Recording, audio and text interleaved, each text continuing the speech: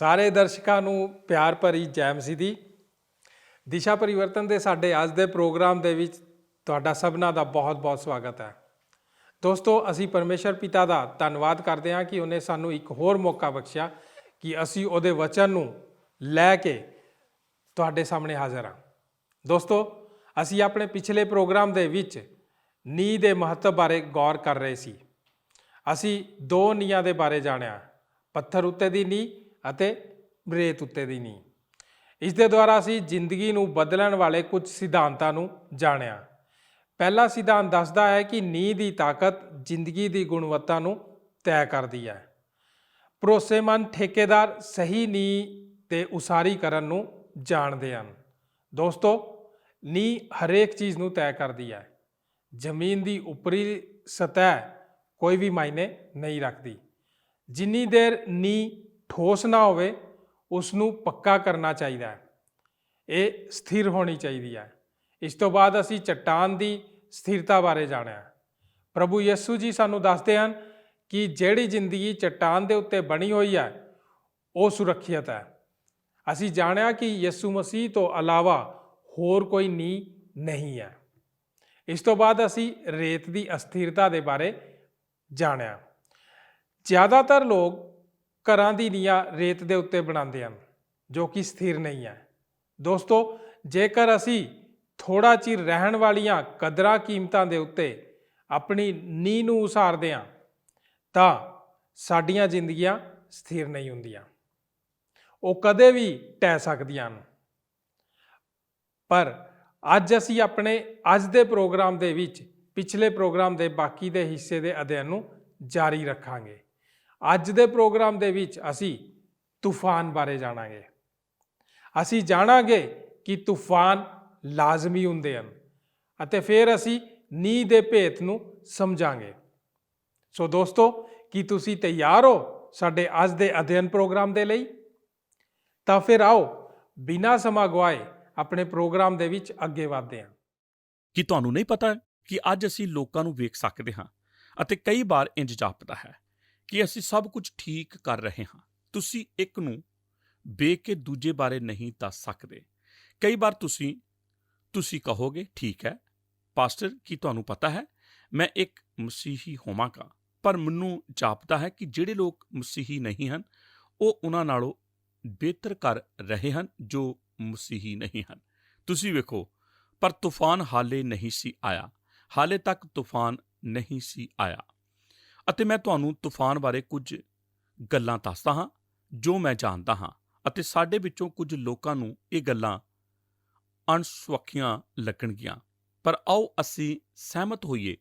ਸਭ ਤੋਂ ਪਹਿਲੀ ਗੱਲ, ਤੂਫਾਨ ਲਾਜ਼ਮੀ ਹੁੰਦੇ ਹਨ। ਕੀ ਅਸੀਂ ਇਹ ਵਿਸ਼ਵਾਸ ਕਰਦੇ ਹਾਂ? ਮੈਂ ਇਸ ਸਿੱਟੇ ਤੇ ਪੁੱਜਾ ਹਾਂ ਕਿ ਕੋਈ ਵੀ ਬੰਦਾ ਭੰਗੂੜੇ ਤੋਂ ਕਬਰ ਤੱਕ ਬਿਨਾਂ ਕਿਸੇ ਤੂਫਾਨ ਦਾ ਅਨੁਭਵ ਕੀਤੇ ਨਹੀਂ ਪਹੁੰਚਦਾ। ਮੇਰਾ ਦੋਸਤ ਜੌਨ ਮੈਕਸਵੈਲ ਕਹਿੰਦਾ ਹੈ ਕਿ ਹਰੇਕ ਦੀ ਆਪਣੀ ਜ਼ਿੰਦਗੀ ਵਿੱਚ ਕਦੇ ਨਾ ਕਦੇ ਟ੍ਰੇਨ ਤਬਾਹ ਜ਼ਰੂਰ ਹੁੰਦੀ ਹੈ। ਤੁਹਾਨੂੰ ਇਹੋ ਹੀ ਪ੍ਰਾਰਥਨਾ ਕਰਨੀ ਚਾਹੀਦੀ ਹੈ ਕਿ ਤੁਹਾਡੀ ਛੇਤੀ ਤੋਂ ਛੇਤੀ ਹੋ ਜਾਵੇ ਤਾਂ ਕਿ ਤੁਹਾਡੇ ਕੋਲ ਮੁੜ ਠੀਕ ਹੋਣ ਦਾ ਸਮਾਂ ਨਾ ਹੋਵੇ। ਮੇਰਾ ਮਤਲਬ ਹੈ, ਮੈਨੂੰ ਪੱਕਾ ਪਤਾ ਨਹੀਂ ਹੈ ਕਿ ਇਹ ਇੱਕ ਚੰਗੀ ਪ੍ਰਾਰਥਨਾ ਹੈ ਜਾਂ ਨਹੀਂ। ਮੈਂ ਤੁਹਾਨੂੰ ਬਸ ਦੱਸ ਰਿਹਾ ਹਾਂ। ਤੁਹਾਨੂੰ ਪਤਾ ਹੈ, ਜੌਨ ਕਹਿੰਦਾ ਹੈ, ਮੈਂ ਹਰੇਕ ਚੀਜ਼ ਨਹੀਂ ਖਰੀਦਦਾ। ਇਹ ਬਹੁਤ ਸਾਰੀਆਂ ਗੱਲਾਂ ਵਿੱਚੋਂ ਇੱਕ ਗੱਲ ਹੈ ਜੋ ਮੈਂ ਉਸ ਨੂੰ ਕਹਿੰਦਿਆਂ ਸੁਣਿਆ ਹੈ, ਪਰ ਕੀ ਇਹ ਸੱਚ ਨਹੀਂ ਹੈ? ਅਤੇ ਪਹਿਲਾ ਪਤਰਸ 4:12 ਸਾਨੂੰ ਇਹ ਸ਼ਬਦ ਦਿੰਦੀ ਹੈ, ਹੇ ਪਿਆਰਿਓ, ਜਿਹੜੀ ਬਿਪਤਾ ਦਾ ਲਾਂਬੂ ਤੁਹਾਨੂੰ ਪਰਖਣ ਲਈ ਤੁਹਾਡੇ ਉੱਤੇ ਪਿਆ ਹੋਇਆ ਹੈ ਉਹਨੂੰ ਅਚਰਜ ਨਾ ਮੰਨੋ। ਭਾਈ, ਜੇਕਰ ਤੁਹਾਡੇ ਨਾਲ ਕੋਈ ਅਨੋਖੀ ਗੱਲ ਪਈ ਬੀਤਦੀ ਹੈ। ਦੂਜੇ ਸ਼ਬਦਾਂ ਵਿੱਚ ਪਤਰਸ ਕਹਿ ਰਿਹਾ ਹੈ, ਜਦੋਂ ਤੁਹਾਡੀ ਜ਼ਿੰਦਗੀ ਵਿੱਚ ਕੋਈ ਤੂਫਾਨ ਆਉਂਦਾ ਹੈ, ਇਹ ਨਾ ਕਹੋ ਮੈਂ ਹੀ ਕਿਉਂ ਜਾਂ ਹੁਣ ਹੀ ਕਿਉਂ, ਕਿਉਂਕਿ ਜੇਕਰ ਤੁਸੀਂ ਬੜੇ ਧਿਆਨ ਨਾਲ ਸੁਣੋਗੇ, ਪਰਮੇਸ਼ਰ ਕਹਿੰਦਾ ਹੈ, ਤੂੰ ਹੀ ਕਿਉਂ ਨਹੀਂ ਅਤੇ ਹੁਣੇ ਹੀ ਕਿਉਂ ਨਹੀਂ, ਕਿਉਂਕਿ ਤੂਫਾਨ ਹਰੇਕ ਦੀ ਜ਼ਿੰਦਗੀ ਵਿੱਚ ਆਉਂਦੇ ਹਨ। ਤੂਫਾਨ ਆਉਣਾ ਲਾਜ਼ਮੀ ਹਨ। ਇਸ ਲਈ ਤੁਸੀਂ ਜੋ ਕੁਝ ਵੀ ਕਰਦੇ ਹੋ, ਜਦੋਂ ਤੁਸੀਂ ਇੱਕ ਨੀਂਹ ਦੀ ਉਸਾਰੀ ਕਰਦੇ ਹੋ, ਆਪਣੇ ਦਿਮਾਗ ਵਿੱਚ ਤੂਫਾਨ ਨੂੰ ਰੱਖਦੇ ਹੋਏ ਆਪਣੀ ਨੀਂਹ ਦੀ ਉਸਾਰੀ ਕਰੋ, ਕਿਉਂਕਿ ਇਹ ਜ਼ਰੂਰ ਹੋਵੇਗਾ ਅਤੇ ਮੈਂ ਕੁਝ ਪਲਾਂ ਵਿੱਚ ਤੁਹਾਨੂੰ ਉਹਨਾਂ ਲਈ ਕੁਝ ਵਿਕਲਪ ਦੇਵਾਂਗਾ। ਪਰ ਮੈਂ ਤੁਹਾਨੂੰ ਤੂਫਾਨਾਂ ਬਾਰੇ ਹੋਰ ਕੁਝ ਵੀ ਦੱਸਣਾ ਚਾਹੁੰਦਾ ਹਾਂ ਜੋ ਮੈਂ ਬਾਈਬਲ ਨੂੰ ਪੜ੍ਹ ਕੇ ਸਿੱਖਿਆ ਹੈ। ਤੂਫਾਨ ਨਾ ਸਿਰਫ ਲਾਜ਼ਮੀ ਹਨ, ਉਹ ਨਿਰਪੱਖ ਹਨ। ਉਹ ਨਿਰਪੱਖ ਹੁੰਦੇ ਹਨ। ਇਹ ਬਹੁਤ ਹੀ ਦਿਲਚਸਪ ਗੱਲ ਹੈ। ਬਾਈਬਲ ਸਾਨੂੰ ਸਿਖਾਉਂਦੀ ਹੈ ਕਿ ਤੂਫਾਨ ਬੁਰੇ ਅਤੇ ਭਲੇ ਇਨਸਾਨ ਦੋਵਾਂ ਤੇ ਇੱਕੋ ਜਿਹੇ ਆਉਂਦੇ ਹਨ। ਉਹ ਆਪਣਾ ਸੂਰਜ ਬੁਰਿਆਂ ਅਤੇ ਭਲਿਆਂ ਉੱਤੇ ਚੜਾਉਂਦਾ ਹੈ ਅਤੇ ਧਰਮੀਆਂ ਅਤੇ ਕੁਧਰਮੀਆਂ ਉੱਤੇ ਮੀਂਹ ਬਰਸਾਉਂਦਾ ਹੈ। ਕਈ ਵਾਰ ਲੋਕ, ਕਿਉਂਕਿ ਉਹਨਾਂ ਨੂੰ ਸਹੀ ਤਰ੍ਹਾਂ ਨਹੀਂ ਸਿਖਾਇਆ ਗਿਆ ਹੁੰਦਾ, ਸੋਚਦੇ ਹਨ ਕਿ ਜਦੋਂ ਉਹ ਮਸੀਹ ਵਿੱਚ ਆ ਜਾਂਦੇ ਹਨ ਤਾਂ ਉਹ ਤੂਫਾਨ ਨੂੰ ਅਲਵਿਦਾ ਆਖ ਦਿੰਦੇ ਹਨ। ਮੇਰੇ ਮਿੱਤਰੋ, ਤੁਸੀਂ ਤੂਫਾਨਾਂ ਵਿੱਚੋਂ ਬਾਹਰ ਨਹੀਂ ਨਿਕਲ ਸਕਦੇ। ਤੂਫਾਨ ਜ਼ਰੂਰ ਆਉਣਗੇ। ਤੂਫਾਨ ਬਹੁਤ ਸਾਰੀ ਮਨੁੱਖਤਾ ਹਨ, ਉਹ ਸਾਡੇ ਸਾਰਿਆਂ ਤੇ ਆਉਣਗੇ। ਤੁਸੀਂ ਉਹਨਾਂ ਬਾਰੇ ਪਹਿਲਾਂ ਤੋਂ ਕੋਈ ਅੰਦਾਜ਼ਾ ਨਹੀਂ ਲਗਾ ਸਕਦੇ। ਸਾਨੂੰ ਨਹੀਂ ਪਤਾ ਕਿ ਉਹ ਕਦੋਂ ਆ ਜਾਣਗੇ ਅਤੇ ਮੈਂ ਤੁਹਾਨੂੰ ਉਸ ਚੀਜ਼ ਬਾਰੇ ਦੱਸਦਾ ਹਾਂ ਜੋ ਮੈਂ ਸਿੱਖੀ ਹੈ। ਤੁਹਾਨੂੰ ਇਸ ਤੇ ਵੋਟ ਕਰਨ ਦਾ ਮੌਕਾ ਵੀ ਨਹੀਂ ਮਿਲਦਾ। ਕਈ ਵਾਰ ਇੱਕ ਸੋਗ ਦਾ ਤੂਫਾਨ ਹੁੰਦਾ ਹੈ। ਕੋਈ ਬੰਦਾ ਜਿਸ ਨੂੰ ਤੁਸੀਂ ਬਹੁਤ ਗਹਿਰਾ ਪਿਆਰ ਕਰਦੇ ਸੀ, ਅਚਾਨਕ ਤੁਹਾਡੀ ਜ਼ਿੰਦਗੀ ਵਿੱਚੋਂ ਚਲਾ ਜਾਂਦਾ ਹੈ। ਕਈ ਵਾਰ ਇਹ ਇੱਕ ਘੰਟੇ ਜਾਂ ਨੁਕਸਾਨ ਦਾ ਤੂਫਾਨ ਹੁੰਦਾ ਹੈ। ਹੋ ਸਕਦਾ ਹੈ ਕਿ ਇਹ ਤੁਹਾਡੀ ਬੱਚਤ ਅਤੇ ਤੁਹਾਡੀ ਸਾਰੀ ਆਸ ਅਤੇ ਤੁਹਾਡਾ ਭਵਿੱਖ ਅਤੇ ਤੁਹਾਡੇ ਦਿਲ ਦੀ ਸੁੱਖ ਸ਼ਾਂਤੀ ਹੋਵੇ। ਕਈ ਵਾਰ ਇਹ ਤੂਫਾਨ ਦੁੱਖ ਦਾ ਹੁੰਦਾ ਹੈ, ਅਨਿਸ਼ਚਿਤਤਾ, ਪੀੜਾ ਅਤੇ ਰੋਗ ਦਾ ਅਤੇ ਸਰੀਰ ਦੀ ਤਬਾਹੀ ਦਾ। ਕਈ ਵਾਰ ਇਹ ਤੂਫਾਨ ਸਤਾਉ ਦਾ ਹੁੰਦਾ ਹੈ। ਪਰ ਤੂਫਾਨ ਭਾਵੇਂ ਕੋਈ ਵੀ ਹੋਵੇ, ਇਹ ਲਾਜ਼ਮੀ ਅਤੇ ਨਿਰਪੱਖ ਹੁੰਦਾ ਹੈ। ਅਤੇ ਇਸ ਲਈ ਪਿਆਰੇ ਦੋਸਤੋ, ਉਸ ਸੰਦੇਸ਼ ਵਿੱਚ ਯਿਸੂ ਜੋ ਕਹਿ ਰਿਹਾ ਹੈ ਉਹ ਇਹ ਹੈ, ਤੁਸੀਂ ਜੋ ਕੁਝ ਵੀ ਕਰਦੇ ਹੋ, ਜਦੋਂ ਤੁਸੀਂ ਨੀਂਹ ਧਰਦੇ ਹੋ, ਤੂਫਾਨ ਨੂੰ ਦਿਮਾਗ ਵਿੱਚ ਰੱਖਦੇ ਹੋਏ ਜ਼ਮੀਨ ਵਿੱਚ ਨੀਂਹ ਧਰੋ। ਉਸ ਤਰ੍ਹਾਂ ਨਾ ਕਰੋ ਜਿਵੇਂ ਅਸੀਂ ਡਰਾਮੇ ਵਿੱਚ ਵੇਖਿਆ ਸੀ। ਆਪਣਾ ਘਰ ਬਣਾ ਕੇ ਆਪਣੇ ਆਪ ਨੂੰ ਇਹ ਵਿਸ਼ਵਾਸ ਨਾ ਦਿਵਾਓ ਕਿ ਤੁਸੀਂ ਹੁਣ ਉਹ ਵਿਅਕਤੀ ਹੋ ਜਿਸ ਨੂੰ ਕਿਸੇ ਵੀ ਤੂਫਾਨ ਵਿੱਚੋਂ ਨਹੀਂ ਗੁਜ਼ਰਨਾ ਪਵੇਗਾ। ਇਸ ਤਰ੍ਹਾਂ ਕਦੇ ਨਹੀਂ ਹੋਵੇਗਾ। ਹੁਣ ਜਿਸ ਤਰ੍ਹਾਂ ਸਭ ਕੁਝ ਚੱਲ ਰਿਹਾ ਹੈ, ਤੁਸੀਂ ਸ਼ਾਇਦ ਇਹ ਮਹਿਸੂਸ ਕਰ ਸਕਦੇ ਹੋ ਕਿ ਹੁਣ ਤੁਸੀਂ ਜੋ ਕਰ ਰਹੇ ਹੋ ਉਹ ਬਹੁਤ ਹੀ ਵਧੀਆ ਅਤੇ ਠੀਕ ਠਾਕ ਹੈ। ਪਰ ਕੀ ਤੁਹਾਨੂੰ ਕਿਸੇ ਤੂਫਾਨ ਵਿੱਚੋਂ ਗੁਜ਼ਰਨਾ ਪਵੇਗਾ? ਇਹ ਮੈਂ ਜਾਣਨਾ ਚਾਹੁੰਦਾ ਹਾਂ ਕਿ ਇਹ ਤੁਹਾਡੀ ਮੁਸ਼ਕਿਲ ਸਮੇਂ ਵਿੱਚ ਮਦਦ ਕਰੇਗਾ।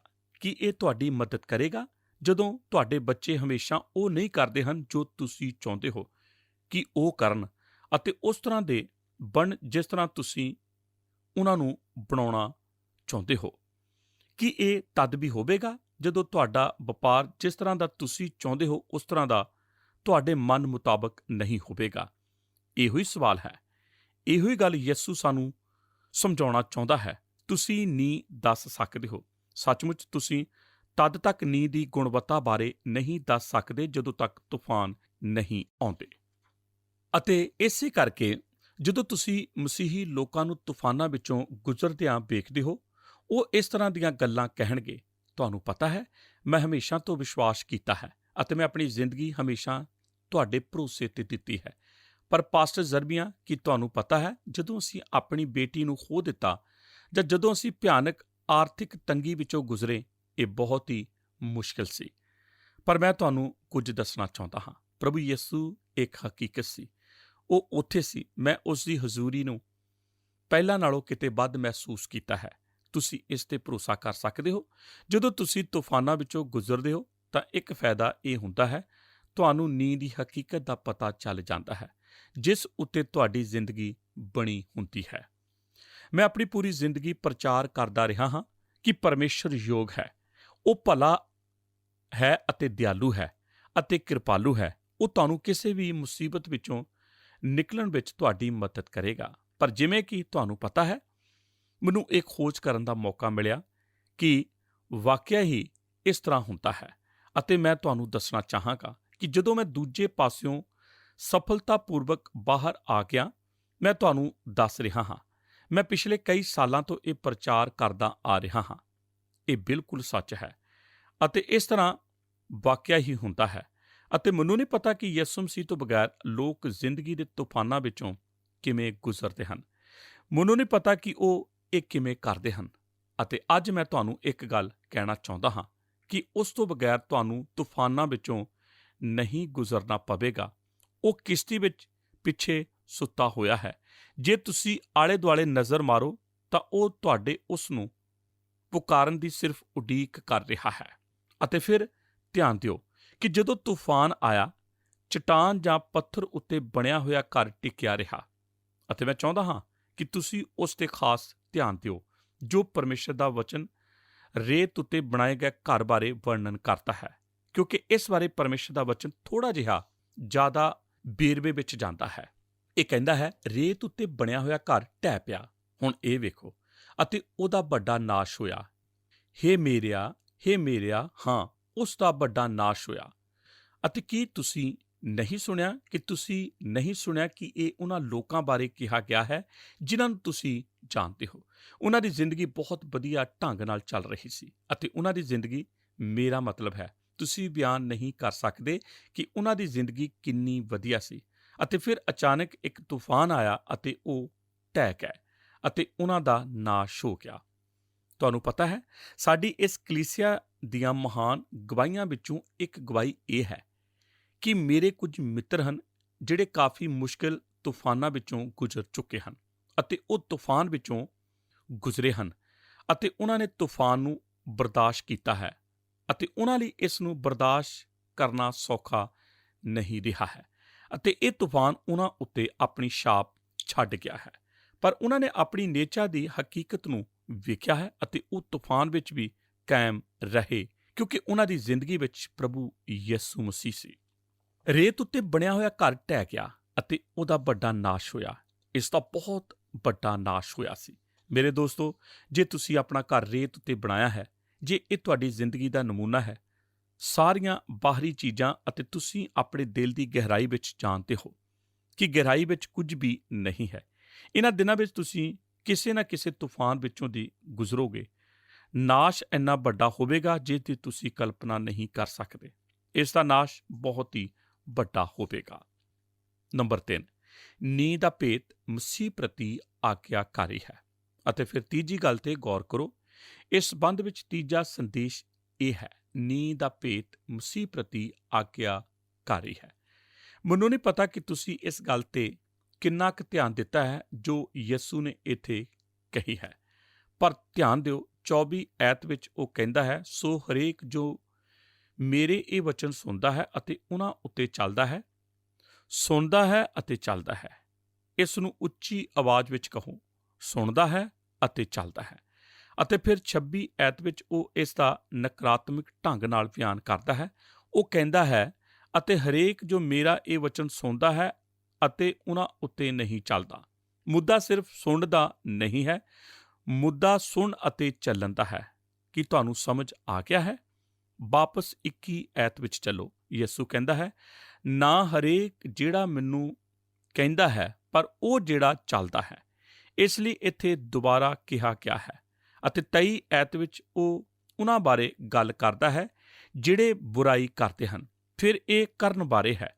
ਅਤੇ 20 ਐਤ ਵਿੱਚ ਯਿਸੂ ਕਹਿੰਦਾ ਹੈ, ਸੋ ਤੁਸੀਂ ਉਹਨਾਂ ਦੇ ਫਲਾਂ ਤੋਂ ਉਹਨਾਂ ਨੂੰ ਪਛਾਣੋਗੇ। ਯਿਸੂ ਕੀ ਕਹਿ ਰਿਹਾ ਹੈ? ਅਸੀਂ ਉਸ ਦੀ ਸਿੱਖਿਆ ਤੋਂ ਹੋਰ ਜੋ ਕੁਝ ਵੀ ਸਿੱਖਿਆ ਹੈ, ਆਓ ਅਸੀਂ ਇਸ ਨੂੰ ਸਿੱਖੀਏ। ਬਸ ਇਹ ਸਾਰੀਆਂ ਗੱਲਾਂ ਜਾਣਨਾ ਹੀ ਮੈਨੇ ਨਹੀਂ ਰੱਖਦਾ।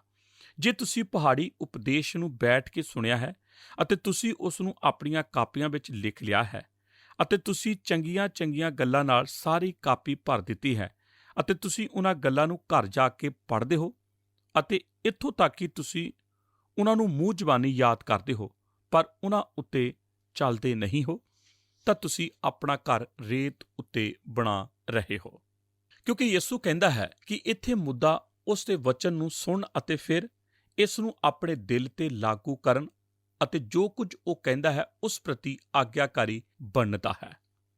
ਜੇਕਰ ਯਿਸੂ ਅੱਜ ਸਾਡੇ ਸੱਭਿਆਚਾਰ ਵਿੱਚ ਇਹ ਪ੍ਰਚਾਰ ਕਰ ਰਿਹਾ ਹੁੰਦਾ, ਲੋਕਾਂ ਨੇ ਮੁੱਖ ਗੱਲ ਜਾਂ ਕਿਸੇ ਹੋਰ ਚੀਜ਼ ਬਾਰੇ ਸੋਚਣਾ ਸੀ, ਕਿਉਂਕਿ ਅਸੀਂ ਮੌਖਿਕ ਨੇਚਾ ਦੇ ਮਾਹਿਰ ਬਣ ਚੁੱਕੇ ਹਾਂ। ਪਰਮੇਸ਼ਰ ਬਾਰੇ ਗਿਆਨ ਵਿੱਚ ਚੰਗੇ ਮਾਹਿਰ ਹਾਂ, ਪਰ ਪਰਮੇਸ਼ਰ ਦੇ ਗਿਆਨ ਵਿੱਚ ਬਹੁਤ ਜ਼ਿਆਦਾ ਨਹੀਂ। ਅਸੀਂ ਆਪਣੀਆਂ ਜ਼ਿੰਦਗੀਆਂ ਸਤਾ ਉੱਤੇ ਜਿਉਂਦੇ ਹਾਂ, ਅਤੇ ਅਸੀਂ ਉਸ ਘਰ ਵਰਗੇ ਹਾਂ ਜੋ ਸਮੁੰਦਰ ਦੇ ਕੰਢੇ ਰੇਤ ਉੱਤੇ ਬਣਿਆ ਹੋਇਆ ਹੈ। ਪਰ ਯਿਸੂ ਸਾਨੂੰ ਧਾਰਮਿਕਤਾ ਨੂੰ, ਅਲੰਕਾਰ ਵਿਦਿਆ ਵਿੱਚ ਸਮਰਪਣ ਨੂੰ, ਧਾਰਮਿਕ ਗੱਲਾਂ ਵਿੱਚ ਅਤੇ ਅਸਲੀ ਆਤਮਿਕਤਾ ਨੂੰ ਧਾਰਮਿਕ ਮਰਿਆਦਾ ਵਿੱਚ ਬਦਲਣ ਵਿਰੁੱਧ ਚੇਤਾਵਨੀ ਦਿੰਦਾ ਹੈ। ਮਸੀਹ ਵਿੱਚ ਨੇਚਾ, ਪ੍ਰਭੂ ਕਹਿੰਦਾ ਹੈ, ਸਾਡੀ ਜ਼ਿੰਦਗੀ ਨੂੰ ਜਿਉਣ ਦੇ ਢੰਗ ਵਿੱਚ ਪ੍ਰਦਰਸ਼ਿਤ ਹੁੰਦੀ ਹੈ। ਇਹ ਉਹ ਨਹੀਂ ਕਹਿ ਰਿਹਾ ਹੈ ਕਿ ਅਸੀਂ ਕੰਮਾਂ ਦੇ ਰਾਹੀਂ ਬਚਾਏ ਜਾਂਦੇ ਹਾਂ। ਬਾਈਬਲ ਸਾਨੂੰ ਸਿਖਾਉਂਦੀ ਹੈ ਕਿ ਅਸੀਂ ਸਿਰਫ ਨੇਚਾ ਦੇ ਰਾਹੀਂ ਬਚਾਏ ਜਾਂਦੇ ਹਾਂ, ਪਰ ਮੈਂ ਇਸ ਨੂੰ ਥੋੜ੍ਹਾ ਜਿਹਾ ਹੋਰ ਸਪਸ਼ਟ ਢੰਗ ਨਾਲ ਕਹਿਣਾ ਚਾਹੁੰਦਾ ਹਾਂ। ਅਸੀਂ ਸਿਰਫ ਨੇਚਾ ਦੇ ਰਾਹੀਂ ਬਚਾਏ ਜਾਂਦੇ ਹਾਂ, ਪਰ ਇਹ ਸਿਰਫ ਇਕੱਲੀ ਨੇਚਾ ਨਹੀਂ ਹੈ। ਦੂਜੇ ਸ਼ਬਦਾਂ ਵਿੱਚ, ਤੁਸੀਂ ਮਸੀਹ ਵਿੱਚ ਨੇਚਾ ਕਰਨ ਤੋਂ ਇਲਾਵਾ ਹੋਰ ਕਿਸੇ ਵੀ ਤਰੀਕੇ ਨਾਲ ਇੱਕ ਮਸੀਹੀ ਨਹੀਂ ਬਣ ਸਕਦੇ ਹੋ। ਪਰ ਜਦੋਂ ਤੁਸੀਂ ਮਸੀਹ ਵਿੱਚ ਨੇਚਾ ਕਰੋਗੇ ਤਾਂ ਇਸ ਦੇ ਨਾਲ ਹਮੇਸ਼ਾ ਹੋਰ ਕੁਝ ਵੀ ਆਵੇਗਾ, ਕਿਉਂਕਿ ਜਦੋਂ ਤੁਸੀਂ ਮਸੀਹ ਵਿੱਚ ਨੇਚਾ ਕਰਦੇ ਹੋ, ਬਾਈਬਲ ਕਹਿੰਦੀ ਹੈ ਕਿ ਤੁਹਾਡੇ ਦਿਲ ਅੰਦਰ ਪਰਮੇਸ਼ਰ ਦਾ ਸੁਭਾਅ ਪਾ ਦਿੱਤਾ ਜਾਂਦਾ ਹੈ ਅਤੇ ਇਹ ਤੁਹਾਨੂੰ ਅੰਦਰੋਂ ਬਾਹਰੋਂ ਬਦਲਣਾ ਸ਼ੁਰੂ ਕਰ ਦਿੰਦਾ ਹੈ। ਮਾਰਟਨ ਲੂਥਰ ਇਸ ਤਰ੍ਹਾਂ ਲਿਖਦਾ ਹੈ, ਉਸਨੇ ਕਿਹਾ, ਜਿਸ ਤਰ੍ਹਾਂ ਸੂਰਜ ਆਪਣੀ ਰੌਸ਼ਨੀ ਦੇਣਾ ਬੰਦ ਨਹੀਂ ਕਰਦਾ, ਉਸੇ ਤਰ੍ਹਾਂ ਸੱਚੀ ਨੇਚਾ ਅੱਛੇ ਫਲ ਪੈਦਾ ਕਰਨਾ ਬੰਦ ਨਹੀਂ ਕਰਦੀ। ਦੂਜੇ ਸ਼ਬਦਾਂ ਵਿੱਚ, ਯਿਸੂ ਚਾਹੁੰਦਾ ਹੈ ਕਿ ਅਸੀਂ ਆਪਣੀਆਂ ਜ਼ਿੰਦਗੀਆਂ ਵਿੱਚ ਜਿਸ ਚੀਜ਼ ਦੀ ਜਾਂਚ ਪੜਤਾਲ ਕਰੀਏ ਉਹ ਇਹ ਹੈ ਕਿ ਸਾਡੀ ਨੇਚਾ ਸੱਚੀ ਹੈ। ਸੱਚੀ ਨੇਚਾ ਜਿਸ ਦਾ ਨਤੀਜਾ ਇੱਕ ਬਦਲੀ ਹੋਈ ਜ਼ਿੰਦਗੀ ਹੁੰਦਾ ਹੈ। ਚਟਾਨ ਜਾਂ ਪੱਥਰ ਉੱਤੇ ਆਪਣੀ ਜ਼ਿੰਦਗੀ ਨੂੰ ਬਣਾਉਣ ਦਾ ਇਹੋ ਹੀ ਮਤਲਬ ਹੁੰਦਾ ਹੈ। ਅਤੇ ਇਸ ਤੋਂ ਪਹਿਲਾਂ ਕਿ ਮੈਂ ਤੁਹਾਨੂੰ ਇੱਕ ਆਖਰੀ ਦ੍ਰਿਸ਼ਟਾਂਤ ਦੱਸਾਂ ਕਿ ਮੈਂ ਨੀਂਹ ਦੀ ਉਸਾਰੀ ਕਰਨ ਬਾਰੇ ਇੱਕ ਨਿਰੀਖਣ ਕਰ ਸਕਦਾ ਹਾਂ। ਇਹ ਬਹੁਤ ਹੀ ਮੁਸ਼ਕਲ ਭਾਗ ਹੈ। ਨੀਂਹ ਦੀ ਉਸਾਰੀ ਹਮੇਸ਼ਾ ਉੱਥੇ ਹੁੰਦੀ ਹੈ ਜਿੱਥੇ ਇਸ ਨੂੰ ਕੋਈ ਨਹੀਂ ਵੇਖ ਸਕਦਾ। ਕੀ ਤੁਹਾਨੂੰ ਪਤਾ ਹੈ, ਜਦੋਂ ਮਿਸਤਰੀ ਨੀਂਹ ਦੀ ਉਸਾਰੀ ਕਰਦੇ ਹਨ, ਉਹ ਜ਼ਮੀਨ ਦੇ ਹੇਠਾਂ ਉਸਾਰੀ ਕਰਦੇ ਹਨ।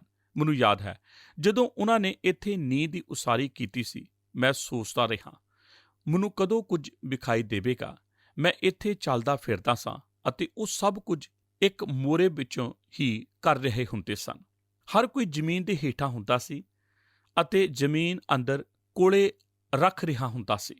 ਪਰ ਮੇਰੀ ਗੱਲ ਸੁਣੋ, ਜਦੋਂ ਤੁਸੀਂ ਪਰਮੇਸ਼ਰ ਦੇ ਵਚਨ ਵਿੱਚ ਅਤੇ ਪ੍ਰਾਰਥਨਾ ਵਿੱਚ ਅਤੇ ਨੀਂਹ ਬਣਾਉਣ 'ਤੇ ਆਪਣਾ ਸਮਾਂ ਬਤੀਤ ਕਰ ਰਹੇ ਹੁੰਦੇ ਹੋ, ਤੁਸੀਂ ਆਪਣੀ ਜ਼ਿੰਦਗੀ ਵਿੱਚ ਇੱਕ ਕਿਸਮ ਦੇ ਇਕੱਲੇ ਹੀ ਹੁੰਦੇ ਹੋ।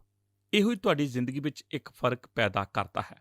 ਜੇਕਰ ਤੁਸੀਂ ਜੋ ਕੁਝ ਵੀ ਕਰ ਰਹੇ ਹੋ ਦੂਜਿਆਂ ਦੇ ਵੇਖਣ ਲਈ ਕਰੋਗੇ, ਤੁਸੀਂ ਨੀਂਹ ਨੂੰ ਕਦੇ ਵੀ ਨਹੀਂ ਬਣਾ ਪਾਓਗੇ। ਮੈਂ ਪਰਮੇਸ਼ਰ ਦੇ ਨਾਲ ਇੱਕ ਸ਼ਾਂਤ ਸਮਾਂ ਗੁਜ਼ਾਰਨ ਲਈ ਸੰਘਰਸ਼ ਕਰਦਾ ਹਾਂ, ਪਰ ਮੇਰਾ ਇਹ ਸੰਘਰਸ਼ ਕਰਨ ਲਾਇਕ ਹੈ। ਉਹ ਸਮੇਂ ਨੀਂਹ ਨੂੰ ਉਸਾਰਨ ਦੇ ਹੁੰਦੇ ਹਨ। ਸਮੇਂ ਜਦੋਂ ਤੁਸੀਂ ਦਬਾਅ ਤੋਂ ਦੂਰ ਹੁੰਦੇ ਹੋ, ਆਪਣੀ ਇਮਾਰਤ ਤੋਂ ਦੂਰ ਹੁੰਦੇ ਹੋ ਅਤੇ ਨਿਰਮਾਤਾ ਨਾਲ ਬੈਠ ਕੇ ਯੋਜਨਾ ਦੀ ਸਮੀਖਿਆ ਕਰਦੇ ਹੋ ਅਤੇ ਨੀਂਹ 'ਤੇ ਕੰਮ ਕਰਦੇ ਹੋ ਅਤੇ ਕਮਜ਼ੋਰੀਆਂ ਨੂੰ ਦੂਰ ਕਰਦੇ ਹੋ ਅਤੇ ਤੁਸੀਂ ਜੋ ਹੋ ਉਸ ਦੇ ਅੰਦਰੂਨੀ ਹਿੱਸਿਆਂ ਨੂੰ ਉਸਾਰਨ ਦਾ ਕੰਮ ਕਰਦੇ ਹੋ। ਦੋਸਤੋ, ਕੋਈ ਵੀ ਆ ਕੇ ਇਹ ਨਹੀਂ ਕਹੇਗਾ, ਵਾਹ, ਅੱਜ ਦਾ ਤੁਹਾਡਾ ਸਮਾਂ ਕਿੰਨਾ ਵਧੀਆ ਸੀ। ਜੇਕਰ ਤੁਸੀਂ ਇਸ ਤਰ੍ਹਾਂ ਜਿਉਂਦੇ ਹੋ, ਲੋਕਾਂ ਦੀ ਤਾਰੀਫ ਸੁਣ ਕੇ ਤੁਸੀਂ ਕਦੇ ਵੀ ਇੱਕ ਨੀਂਹ ਨਹੀਂ ਬਣਾ ਪਾਓਗੇ। ਪਰ ਹਾਂ, ਪਰਮੇਸ਼ਰ ਦੀ ਮਰਜ਼ੀ ਨੂੰ ਪੂਰਾ ਕਰਨਾ ਬਹੁਤ ਹੀ ਜ਼ਿਆਦਾ ਬਹਿਮੁੱਲਾ ਹੈ ਅਤੇ ਉਸ ਨੀਂਹ ਦੀ ਉਸਾਰੀ ਕਰਨ ਦੇ ਆਨੰਦ ਨੂੰ ਜਾਣਨਾ ਵੀ। ਇਹੋ ਹੀ ਤੁਹਾਨੂੰ ਤੂਫਾਨ ਦੇ ਵਿੱਚੋਂ ਦੀ ਲੈ ਕੇ ਜਾਵੇਗਾ। ਮੈਂ ਤੁਹਾਨੂੰ ਕੁਝ ਦੱਸਣਾ ਚਾਹੁੰਦਾ ਹਾਂ, ਜਿੰਨਾ ਜ਼ਿਆਦਾ ਤੁਸੀਂ ਨੀਂਹ ਉੱਤੇ ਮਿਹਨਤ ਕਰੋਗੇ, ਉਹ ਨੀਂਹ ਤੂਫਾਨ ਆਉਣ ਸਮੇਂ ਓਨੀ ਹੀ ਜ਼ਿਆਦਾ ਵਧੀਆ ਰਹੇਗੀ। ਗਾਰਡਨ ਮੈਕਡੋਨਲ ਇਹ ਦ੍ਰਿਸ਼ਟਾਂਤ ਦੱਸਦਾ ਹੈ, ਇੱਕ ਵਾਰ ਇੱਕ ਮੂਰਖ ਆਦਮੀ ਨੇ ਇੱਕ ਕਿਸ਼ਤੀ ਬਣਾਈ। ਉਸ ਦਾ ਇਰਾਦਾ ਇਹ ਸੀ ਕਿ ਇਹ ਹੁਣ ਤੱਕ ਦੀ ਸਭ ਤੋਂ ਸ਼ਾਨਦਾਰ ਅਤੇ ਸਭ ਤੋਂ ਜ਼ਿਆਦਾ ਚਰਚਾ ਕੀਤੀ ਜਾਣ ਵਾਲੀ ਕਿਸ਼ਤੀ ਹੋਵੇਗੀ। ਉਸ ਕਿਸ਼ਤੀ ਕਲੱਬ ਦੀ ਬੰਦਰਗਾਹ ਤੋਂ ਲੈ ਕੇ ਜਿੱਥੇ ਉਹ ਇੱਕ ਮੈਂਬਰ ਸੀ, ਉਸ ਨੇ ਠਾਣ ਲਿਆ ਕਿ ਉਹ ਇਹ ਕਿਸੇ ਵੀ ਕੀਮਤ 'ਤੇ ਇਸ ਗੱਲ ਨੂੰ ਪੂਰਾ ਕਰਕੇ ਵਿਖਲਾਵੇਗਾ। ਕਿਸ਼ਤੀ ਨੂੰ ਬਣਾਉਣ ਵਾਲੇ ਨੇ ਇੱਕ ਮੂਰਖ ਆਦਮੀ ਵਜੋਂ ਪ੍ਰਸਿੱਧ ਹੋਣਾ ਸੀ, ਪਰ ਇਸ ਦਾ ਉਸ ਦੀ ਬਣਾਉਣ ਦੀ ਯੋਗਤਾ ਨਾਲ ਕੋਈ ਲੈਣਾ ਦੇਣਾ ਨਹੀਂ ਸੀ। ਨਾ ਹੀ ਇਸ ਦਾ ਸਖਤ ਮਿਹਨਤ ਕਰਨ ਦੀ ਉਸ ਦੀ ਯੋਗਤਾ ਨਾਲ ਕੋਈ ਲੈਣਾ ਦੇਣਾ ਸੀ ਅਤੇ ਇਸ ਦਾ ਉਸ ਦੀ ਸ਼ਖਸੀਅਤ ਨਾਲ ਵੀ ਕੋਈ ਵਾਸਤਾ ਨਹੀਂ ਸੀ, ਕਿਉਂਕਿ ਉਹ ਸਭ ਤੋਂ ਵਧੀਆ ਬੰਦਾ ਸੀ ਜਿਸ ਨੂੰ ਤੁਸੀਂ ਆਪਣੀ ਜ਼ਿੰਦਗੀ ਵਿੱਚ ਮਿਲੇ ਹੋ। ਕੋਈ ਕਹਿ ਸਕਦਾ ਹੈ ਕਿ ਉਹ ਨੂੰ ਉਸ ਦੇ ਅਦ੍ਰਿਸ਼ ਗੁਣਾ ਕਰਕੇ ਇੱਕ ਮੂਰਖ ਆਦਮੀ ਕਿਹਾ ਜਾਂਦਾ ਸੀ। ਜਦੋਂ ਉਸ ਨੇ ਕਿਸ਼ਤੀ ਬਣਾਈ, ਉਸ ਨੇ ਇਸ ਕਿਸ਼ਤੀ ਨੂੰ ਖੂਬਸੂਰਤ ਆਕਾਰ ਅਤੇ ਰੰਗ ਦਿੱਤਾ। ਇਸ ਨੂੰ ਬਹੁਤ ਵਧੀਆ ਲੱਕੜੀ ਨਾਲ ਬਣਾਇਆ ਅਤੇ ਸਾਰਾ ਸਮਾਨ ਇਸ ਅੰਦਰ ਵਧੀਆ ਕਿਸਮ ਦਾ ਲਗਾਇਆ। ਅਤੇ ਉਸ ਨੇ ਇਸ ਕਿਸ਼ਤੀ ਦਾ ਨਾਮ ਰੱਖਿਆ ਪਰਸੋਨਾ, ਅਤੇ ਇਸ ਦਾ ਨਾਮ ਸੁਨਹਿਰੀ ਅੱਖਰਾਂ ਵਿੱਚ ਲਿਖਿਆ ਸੀ ਜੋ ਦੂਰੋਂ ਹੀ ਪੜ੍ਹਿਆ ਜਾ ਸਕਦਾ ਸੀ। ਪਰਸੋਨਾ ਨੂੰ ਬਣਾਉਣ ਵਾਲਾ ਹੋਣ ਦੇ ਨਾਤੇ ਉਹ ਮੂਰਖ ਆਦਮੀ ਇਸ ਗੱਲ ਦੀ ਕਲਪਨਾ ਕਰਨ ਤੋਂ ਆਪਣੇ ਆਪ ਨੂੰ ਨਹੀਂ ਰੋਕ ਸਕਿਆ ਕਿ ਉਸ ਦੇ ਕਲੱਬ ਦੇ ਸਾਰੇ ਮੈਂਬਰ ਇਸ ਕਿਸ਼ਤੀ ਨੂੰ ਬਣਾਉਣ ਲਈ ਉਸ ਦੀ ਪ੍ਰਸ਼ੰਸਾ ਕਰਨਗੇ। ਜਦੋਂ ਉਹ ਇਸ ਕਿਸ਼ਤੀ ਨੂੰ ਪਹਿਲੀ ਵਾਰ ਦੁਨੀਆ ਦੇ ਸਾਹਮਣੇ ਪੇਸ਼ ਕਰੇਗਾ, ਦਰਅਸਲ ਜਿੰਨਾ ਜ਼ਿਆਦਾ ਉਹਨੇ ਉਸ ਪ੍ਰਸ਼ੰਸਾ ਨੂੰ ਹਾਸਲ ਕਰਨ ਬਾਰੇ ਸੋਚਿਆ ਜੋ ਉਸ ਨੂੰ ਮਿਲਣ ਵਾਲੀ ਸੀ, ਉਨਾ ਜ਼ਿਆਦਾ ਉਸ ਨੇ ਕਿਸ਼ਤੀ ਦੀ ਸ਼ਕਲ ਸੂਰਤ ਦੇ ਉਹਨਾਂ ਪਹਿਲੂਆਂ ਵੱਲ ਧਿਆਨ ਦਿੱਤਾ ਜੋ ਭੀੜ ਨੂੰ ਆਕਰਸ਼ਿਤ ਕਰਨਗੇ। ਹੁਣ ਇਹ ਮੁਨਾਸਿਬ ਜਾਪਦਾ ਸੀ ਕਿਉਂਕਿ ਕੋਈ ਵੀ ਉਸ ਪਰਸੋਨਾ ਨਾਮ ਦੀ ਕਿਸ਼ਤੀ ਨੂੰ ਅੰਦਰੋਂ ਨਹੀਂ ਵੇਖੇਗਾ। ਉਸ ਨੇ ਕਿਸ਼ਤੀ ਨੂੰ ਬਾਹਰੋਂ ਤਾਂ ਖੂਬਸੂਰਤ ਬਣਾਇਆ ਸੀ, ਪਰ ਅੰਦਰੋਂ ਇਹ ਓਨਾ ਜ਼ਿਆਦਾ ਮਜ਼ਬੂਤ ਨਹੀਂ ਸੀ। ਇੱਕ ਵਾਰ ਉਸ ਨੇ ਆਪਣੇ ਆਪ ਨੂੰ ਕਿਹਾ ਕਿ ਮੈਨੂੰ ਆਪਣਾ ਜ਼ਿਆਦਾਤਰ ਪੈਸਾ ਅਤੇ ਸਮਾਂ ਇਸ ਦੇ ਬਾਹਰੀ ਰੂਪ 'ਤੇ ਖਰਚ ਕਰਨਾ ਚਾਹੀਦਾ ਹੈ ਜੋ ਲੋਕਾਂ ਨੂੰ ਦਿਖਣਾ ਹੈ। ਜਦੋਂ ਮੈਂ ਕਲੱਬ ਵਿੱਚ ਲੋਕਾਂ ਨਾਲ ਗੱਲਾਂ ਕਰਦਾ ਸਾਂ, ਮੈਂ ਉਹਨਾਂ ਨੂੰ ਉਸ ਦੀ ਤਾਰੀਫ ਕਰਦੇ ਸੁਣਿਆ ਸੀ ਜੋ ਉਹ ਵੇਖ ਸਕਦੇ ਸਨ। ਮੈਨੂੰ ਯਾਦ ਹੈ ਕਿ ਮੈਂ ਕਿਸੇ ਨੂੰ ਵੀ ਕਿਸ਼ਤੀ ਦੇ ਅੰਦਰਲੇ ਹਿੱਸੇ ਦੀ ਤਾਰੀਫ ਕਰਦੇ ਨਹੀਂ ਸੀ ਸੁਣਿਆ। ਬਜਾਏ ਇਸ ਦੇ ਮੇਰੇ ਸਾਥੀ ਇਸ ਕਿਸ਼ਤੀ ਦੇ ਰੰਗ ਅਤੇ ਆਕਾਰ, ਇਸ ਦੇ ਅੰਦਰ ਅਤੇ ਬਾਹਰ ਲੱਗੀ ਲੱਕੜੀ ਸਮਾਨ ਗਤੀ ਅਤੇ ਯੋਗਤਾ ਨੂੰ ਵੇਖ ਕੇ ਕਾਫੀ ਉਤਸ਼ਾਹਿਤ ਸਨ। ਸੋ ਇਹੋ ਜਿਹੇ ਤਰਕਾਂ ਨੂੰ ਮਨ ਵਿੱਚ ਰੱਖਦੇ ਹੋਏ ਉਸ ਮੂਰਖ ਆਦਮੀ ਨੇ ਕਿਸ਼ਤੀ ਬਣਾਈ ਅਤੇ ਲੋਕ ਕਿਸ਼ਤੀ ਵਿੱਚ ਲੱਗੀਆਂ ਬਾਹਰੋਂ ਦਿਸਣ ਵਾਲੀਆਂ ਚੀਜ਼ਾਂ ਨੂੰ ਵੇਖ ਕੇ ਇਸ ਕਿਸ਼ਤੀ ਦੀ ਪ੍ਰਸ਼ੰਸਾ ਕਰਦੇ ਸਨ, ਪਰ ਉਹਨਾਂ ਨੇ ਇਸ ਦੇ ਅੰਦਰ ਲੱਗੀਆਂ ਚੀਜ਼ਾਂ ਨੂੰ ਨਜ਼ਰ ਅੰਦਾਜ਼ ਕਰ ਦਿੱਤਾ ਸੀ। ਲੋਕਾਂ ਨੇ ਉਸ ਵੱਲ ਕੋਈ ਧਿਆਨ ਨਹੀਂ ਦਿੱਤਾ ਸੀ ਅਤੇ ਜੇ ਦਿੱਤਾ ਵੀ ਤਾਂ ਉਹਨਾਂ ਨੇ ਇਸ 'ਤੇ ਕੋਈ ਟਿੱਪਣੀ ਨਾ ਕੀਤੀ। ਬਣਾਉਣ ਵਾਲੇ ਦੇ ਸ਼ੱਕ ਸਹੀ ਸਨ। ਕਲੱਬ ਦੇ ਲੋਕ ਜੋ ਵੇਖ ਸਕਦੇ ਸਨ ਉਸ ਦੀ ਪ੍ਰਸ਼ੰਸਾ ਕਰਦੇ ਸਨ। ਕਈ ਵਾਰ ਤਾਂ ਲੋਕ ਕਹਿੰਦੇ ਸਨ ਕਿ ਇਹ ਹੁਣ ਤੱਕ ਦੀ ਬਣੀ ਸਭ ਤੋਂ ਸ਼ਾਨਦਾਰ ਕਿਸ਼ਤੀ ਹੈ। ਅਤੇ ਜਦੋਂ ਉਹ ਦਿਨ ਆ ਗਿਆ ਜਦੋਂ ਇਸ ਕਿਸ਼ਤੀ ਨੇ ਆਪਣਾ ਪਹਿਲਾ ਸਮੁੰਦਰੀ ਸਫ਼ਰ ਕਰਨਾ ਸੀ, ਲੋਕ ਬੰਦਰਗਾਹ ਉੱਤੇ ਇਕੱਠੇ ਹੋ ਗਏ। ਇਸ ਦਾ ਸਫ਼ਰ ਸ਼ੁਰੂ ਕਰਨ ਵਾਲਾ ਪਲ ਆ ਹੀ ਗਿਆ। ਸਾਰੇ ਲੋਕਾਂ ਨੇ ਇਸ ਦੀ ਸ਼ੁਰੂਆਤ ਕਰਨ 'ਤੇ ਇੱਕ ਦੂਜੇ ਨੂੰ ਵਧਾਈ ਦਿੱਤੀ ਕਿਉਂਕਿ ਉਹਨਾਂ ਨੂੰ ਇਸ ਦਿਨ ਦਾ ਕਾਫੀ ਲੰਮੇ ਸਮੇਂ ਤੋਂ ਇੰਤਜ਼ਾਰ ਸੀ। ਪਰ ਜਿਉਂ ਹੀ ਇਹ ਕਿਸ਼ਤੀ ਆਪਣੇ ਸਫ਼ਰ ਉੱਤੇ ਕੁਝ ਹੀ ਮੀਲ ਦੂਰ ਪਹੁੰਚੀ, ਇੱਕ ਬਹੁਤ ਵੱਡਾ ਤੂਫਾਨ ਆ ਗਿਆ। ਇਹ ਕਿਸ਼ਤੀ ਡਗਮਗਾਉਣ ਲੱਗ ਪਈ। ਇਸ ਦੇ ਪਾਸਿਆਂ ਤੋਂ ਪਾਣੀ ਭਰਨਾ ਸ਼ੁਰੂ ਹੋ ਗਿਆ। ਇਸ ਨਾਲ ਬੁਰੀਆਂ ਗੱਲਾਂ ਹੋਣ ਲੱਗ ਪਈਆਂ ਅਤੇ ਇਸ ਕਿਸ਼ਤੀ ਦਾ ਕਪਤਾਨ ਵੀ ਘਬਰਾਉਣਾ ਸ਼ੁਰੂ ਹੋ ਗਿਆ ਕਿਉਂਕਿ ਕਿਸ਼ਤੀ ਤਾਂ ਉਸ ਦੀ ਸੀ ਪਰ ਸਮੁੰਦਰ ਉਸ ਦਾ ਨਹੀਂ ਸੀ। ਕੁਝ ਹੀ ਮਿੰਟਾਂ ਵਿੱਚ ਇਹ ਸਾਰੀ ਕਿਸ਼ਤੀ ਤਬਾਹ ਹੋ ਗਈ ਅਤੇ ਪਾਣੀ ਵਿੱਚ ਡੁੱਬ ਗਈ। ਹੁਣ ਇਹ ਜ਼ਰੂਰੀ ਹੈ, ਉਸ ਮੂਰਖ ਨੇ ਪਾਣੀ ਦੀ ਰੇਖਾ ਤੋਂ ਜੋ ਹੇਠਾਂ ਸੀ ਉਸ ਨੂੰ ਨਜ਼ਰ ਅੰਦਾਜ਼ ਕੀਤਾ ਸੀ। ਉੱਥੇ ਕੋਈ ਪਾਰ ਨਹੀਂ ਸੀ। ਉਸ ਮੂਰਖ ਆਦਮੀ ਨੂੰ ਬਸ ਦਿਸਣ ਵਾਲੀਆਂ ਚੀਜ਼ਾਂ ਦੀ ਚਿੰਤਾ ਸੀ, ਪਰ ਉਸ ਨੇ ਉਹਨਾਂ ਚੀਜ਼ਾਂ ਦੀ ਚਿੰਤਾ ਨਹੀਂ ਸੀ ਕੀਤੀ ਜਿਨ੍ਹਾਂ ਨੇ ਇਸ ਕਿਸ਼ਤੀ ਨੂੰ ਤੂਫਾਨ ਤੋਂ ਬਚਾਉਣਾ ਸੀ। ਇਸ ਤੋਂ ਇਲਾਵਾ ਕਿਉਂਕਿ ਉਸ ਮੂਰਖ ਆਦਮੀ ਨੂੰ ਕਿਸ਼ਤੀ ਨੂੰ ਚਲਾਉਣ ਦੀਆਂ ਆਪਣੀਆਂ ਯੋਗਤਾਵਾਂ 'ਤੇ ਪੂਰਾ ਭਰੋਸਾ ਸੀ, ਉਸ ਨੇ ਇਸ ਸਥਿਤੀ 'ਤੇ ਵਿਚਾਰ ਨਹੀਂ ਸੀ ਕੀਤਾ ਕਿ ਕਿਸ਼ਤੀ ਕਦੀ ਵੀ ਡੁੱਬ ਸਕਦੀ ਸੀ। ਉਸ ਦੀ ਮਾੜੀ ਯੋਜਨਾ ਅਤੇ ਘਮੰਡ ਦਾ ਨਤੀਜਾ ਇਹ ਹੋਇਆ ਕਿ ਉਸ ਦੀ ਕਿਸ਼ਤੀ ਡੁੱਬ ਗਈ ਸੀ। ਇੱਕ ਵਾਰ ਇੱਕ ਮੂਰਖ ਆਦਮੀ ਨੇ ਕਿਸ਼ਤੀ ਬਣਾਈ ਅਤੇ ਤੂਫਾਨ ਆਏ ਅਤੇ ਕਿਉਂਕਿ ਉਸ ਨੇ ਪੂਰੀ ਤਿਆਰੀ ਨਹੀਂ ਕੀਤੀ ਹੋਈ ਸੀ, ਜਿਸ ਨੂੰ ਅਸੀਂ ਨੀਂਹ ਦੀ ਉਸਾਰੀ ਕਰਨਾ ਕਹਿੰਦੇ ਹਾਂ, ਕਿਸ਼ਤੀ ਡੁੱਬ ਗਈ। ਇੱਕ ਵਾਰ ਇੱਕ ਮੂਰਖ ਆਦਮੀ ਨੇ ਘਰ ਬਣਾਇਆ ਕਿਉਂਕਿ ਉਸ ਨੇ ਇਹ ਘਰ ਚਟਾਨ ਜਾਂ ਪੱਥਰ ਉੱਤੇ ਬਣਾਉਣ ਦੀ ਬਜਾਏ ਰੇਤ ਉੱਤੇ ਬਣਾਇਆ ਸੀ। ਤੂਫਾਨ ਆਏ ਅਤੇ ਉਹ ਘਰ ਢਹਿ ਗਿਆ ਅਤੇ ਨਾਸ਼ ਹੋ ਗਿਆ। ਇੱਕ ਵਾਰ ਇੱਕ ਮੂਰਖ ਨੇ ਇੱਕ ਜ਼ਿੰਦਗੀ ਬਣਾਈ ਅਤੇ ਕਿਉਂਕਿ ਉਸ ਨੇ ਇਹ ਜ਼ਿੰਦਗੀ ਉਹਨਾਂ ਸਭ ਚੀਜ਼ਾਂ 'ਤੇ ਬਣਾਈ ਸੀ ਜੋ ਤੂਫਾਨ ਦੇ ਸਮਿਆਂ ਵਿੱਚ ਕੋਈ ਮਾਇਨੇ ਨਹੀਂ ਰੱਖਦੀਆਂ ਹਨ। ਤੂਫਾਨ ਆਏ, ਉਹ ਮਨੁੱਖ ਨਾਸ਼ ਹੋ ਗਿਆ। ਤੁਸੀਂ ਆਪਣੀ ਜ਼ਿੰਦਗੀ ਕਿਸ ਉੱਤੇ ਉਸਾਰ ਰਹੇ ਹੋ? ਤੁਹਾਡੀ ਜ਼ਿੰਦਗੀ ਦੀ ਨੀਂਹ ਦੀ ਗੁਣਵੱਤਾ ਕਿਸ ਤਰ੍ਹਾਂ ਦੀ ਹੈ? ਸ਼ਾਇਦ ਤੁਹਾਡੇ ਤੋਂ ਸਿਵਾਏ ਇਹ ਗੱਲ ਕੋਈ ਨਹੀਂ ਜਾਣਦਾ, ਪਰ ਕੇਵਲ ਤੁਸੀਂ ਜਾਣਦੇ ਹੋ। ਅਤੇ ਮੈਂ ਸੋਚਦਾ ਹਾਂ ਕਿ ਅੱਜ ਪ੍ਰਭੂ ਯਿਸੂ ਤੁਹਾਨੂੰ ਕਹੇਗਾ, ਇਸ ਤੋਂ ਪਹਿਲਾਂ ਕਿ ਹੋਰ ਕੋਈ ਤੂਫਾਨ ਆਵੇ, ਆਪਣੀ ਨੀਂਹ ਨੂੰ ਪੱਕਾ ਕਰ ਲਵੋ। ਆਮੀਨ। ਧੰਨਵਾਦ ਪਿਆਰੇ ਦਰਸ਼ਕੋ, ਕਿ ਤੁਸੀਂ ਸਾਡੇ ਨਾਲ ਇਸ ਪ੍ਰੋਗਰਾਮ ਦੇ ਵਿੱਚ ਅਖੀਰ ਤੱਕ ਬਣੇ ਰਹੇ। ਦੋਸਤੋ, ਅੱਜ ਅਸੀਂ ਸਿੱਖ ਰਹੇ ਸੀ ਤੂਫਾਨ ਦੇ ਬਾਰੇ। ਜਦੋਂ ਤੁਹਾਡੇ ਜੀਵਨ ਦੇ ਵਿੱਚ ਤੂਫਾਨ ਆਉਂਦਾ ਹੈ ਤਾਂ ਇਹ ਨਾ ਕਹੋ ਕਿ ਮੈਂ ਹੀ ਕਿਉਂ, ਮੇਰੇ ਨਾਲ ਹੀ ਕਿਉਂ, ਜਾਂ ਹੁਣ ਹੀ ਕਿਉਂ। ਜੇਕਰ ਤੁਸੀਂ ਪਰਮੇਸ਼ਰ ਦੇ ਵਚਨ ਨੂੰ ਬੜੇ ਧਿਆਨ ਨਾਲ ਸੁਣੋਗੇ ਤਾਂ ਪਰਮੇਸ਼ਰ ਦਾ ਵਚਨ ਕਹਿੰਦਾ ਹੈ, ਤੂੰ ਹੀ ਕਿਉਂ ਨਹੀਂ ਅਤੇ ਹੁਣੇ ਹੀ ਕਿਉਂ ਨਹੀਂ।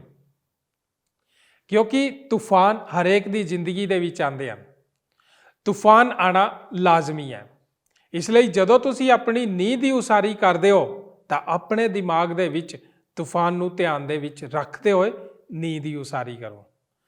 ਅਸੀਂ ਸਿੱਖਿਆ ਕਿ ਤੂਫਾਨ ਨਾ ਸਿਰਫ ਲਾਜ਼ਮੀ ਹਨ ਪਰ ਨਿਰਪੱਖ ਵੀ ਹੁੰਦੇ ਹਨ। ਬਾਈਬਲ ਸਾਨੂੰ ਦੱਸਦੀ ਹੈ ਕਿ ਤੂਫਾਨ ਬੁਰੇ ਅਤੇ ਚੰਗੇ ਦੋਵੇਂ ਤਰ੍ਹਾਂ ਦੇ ਲੋਕਾਂ ਦੇ ਉੱਤੇ ਆਉਂਦੇ ਹਨ। ਜੇਕਰ ਤੁਸੀਂ ਮੱਤੀ 5 ਅਧਿਆਇ ਦੀ 24 ਆਇਤ ਦੇ ਉੱਤੇ ਗੌਰ ਕੀਤਾ ਹੋਵੇਗਾ ਤਾਂ ਤੁਸੀਂ ਦੇਖਿਆ ਹੋਵੇਗਾ ਕਿ ਪ੍ਰਭੂ ਯਿਸੂ ਜੀ ਕਹਿੰਦੇ ਹਨ ਕਿ ਜਿਹੜਾ ਮੇਰੇ ਵਚਨਾਂ ਨੂੰ ਸੁਣਦਾ ਅਤੇ ਉਸ ਦੇ ਉੱਤੇ ਚੱਲਦਾ ਹੈ, ਅਤੇ ਫਿਰ ਉਹ 26 ਆਇਤ ਦੇ ਵਿੱਚ ਕਹਿੰਦੇ ਹਨ ਕਿ ਜਿਹੜਾ ਮੇਰੇ ਵਚਨ ਨੂੰ ਸੁਣਦਾ ਨਹੀਂ ਅਤੇ ਉਸ ਦੇ ਉੱਤੇ ਨਹੀਂ ਚੱਲਦਾ। ਮੁੱਦਾ ਸਿਰਫ ਸੁਣਨ ਦਾ ਨਹੀਂ ਹੈ, ਮੁੱਦਾ ਸੁਣਨ ਅਤੇ ਚੱਲਣ ਦਾ ਹੈ। ਇਹਨਾਂ ਆਇਤਾਂ ਤੋਂ ਆਗਿਆਕਾਰੀਤਾ ਦਾ ਭੇਦ ਪ੍ਰਗਟ ਹੁੰਦਾ ਹੈ। ਇੱਥੇ ਮੁੱਦਾ ਯਿਸੂ ਜੀ ਦੇ ਵਚਨ ਨੂੰ ਸੁਣਨ, ਉਸ ਨੂੰ ਆਪਣੇ ਵਿੱਚ ਮਨ ਵਿੱਚ ਵਸਾਉਣ ਅਤੇ ਉਸ ਦੇ ਅਨੁਸਾਰ ਚੱਲਦੇ ਹੋਏ ਆਗਿਆਕਾਰੀ ਬਣਨ ਦਾ ਹੈ। ਦੋਸਤੋ, ਹੁਣ ਅਸੀਂ ਆਪਣੇ ਪ੍ਰੋਗਰਾਮ ਨੂੰ ਇੱਥੇ ਹੀ ਸਮਾਪਤ ਕਰਦੇ ਹਾਂ। ਸਾਨੂੰ ਵਿਦਾ ਹੋਣ ਦੇ ਲਈ ਇਜਾਜ਼ਤ ਦਿਓ। ਅਗਲੇ ਪ੍ਰੋਗਰਾਮ ਦੇ ਵਿੱਚ ਫੇਰ ਮੁਲਾਕਾਤ ਕਰਾਂਗੇ। ਆਓ ਪ੍ਰਾਰਥਨਾ ਕਰੀਏ। ਸਾਡੇ ਅਨੁਗ੍ਰਹਕਾਰੀ ਦਿਆਲੂ ਪਰਮੇਸ਼ਰ ਪ੍ਰਭੂ ਯਿਸੂ ਮਸੀਹ ਜੀ ਦੇ ਨਾਂ 'ਚ ਤੁਹਾਡੇ ਚਰਨਾਂ 'ਚ ਆਉਂਦੇ ਇੱਕ ਵਾਰ ਫਿਰ ਤੋਂ ਪ੍ਰਭੂ ਤੁਹਾਡਾ ਧੰਨਵਾਦ ਦਿੰਦੇ ਪ੍ਰਭੂ ਕਿ ਤੁਸੀਂ ਸਾਨੂੰ ਅੱਜ ਬਹੁਤ ਵੱਡੀ ਔਰ ਬਹੁਤ ਅੱਛੀ ਸਿੱਖਿਆ ਦਿੱਤੀ। ਤੁਸੀਂ ਸਾਨੂੰ ਸਿਖਾਇਆ ਕਿ ਪਿਤਾ ਪਰਮੇਸ਼ਰ ਸਾਨੂੰ ਆਗਿਆਕਾਰੀ ਰਹਿਣ ਦੀ ਲੋੜ ਹੈ।